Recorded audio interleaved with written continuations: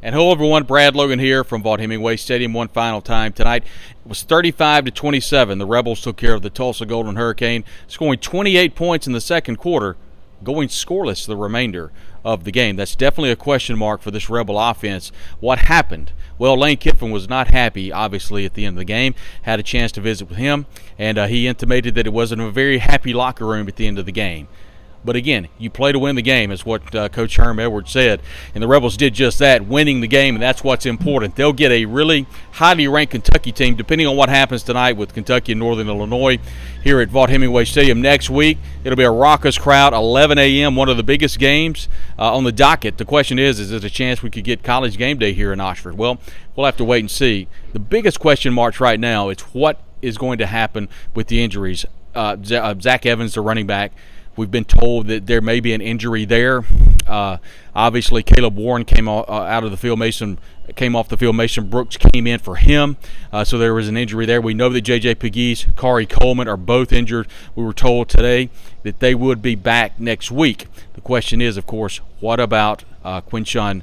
I'm sorry, not Quinshon Judkins. He had a heck of a game. Ulysses Bentley. He's dealing with a hand injury. He's out for a couple of weeks for sure. And that injury to Zach Evans, we'll have to wait and see. The good news is Quinshon Judkins an absolute machine, running all over the Tulsa defense just like he's done all year long.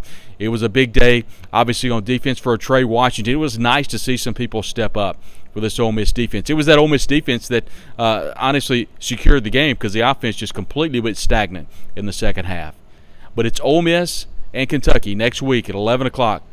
We think both teams will be undefeated. Have to wait and see what happens with Kentucky and Northern Illinois. We want to say a specific thank you to our sponsors today. Debbie Johnson with Kessinger Real Estate.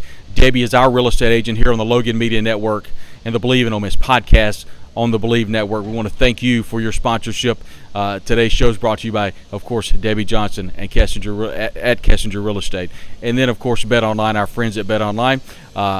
Believe 50, by the way, get that welcome bonus from any of your devices that you would log on to betonline.ag. And then, of course, University Traditions, a brand new, I don't know if you would say logo, but they've got a brand new patch on a hat, and they look really good. Go to Twitter, at UNIV Traditions, and go ahead and order you a couple of caps. You'll have them for next Saturday. It's going to be 11 o'clock.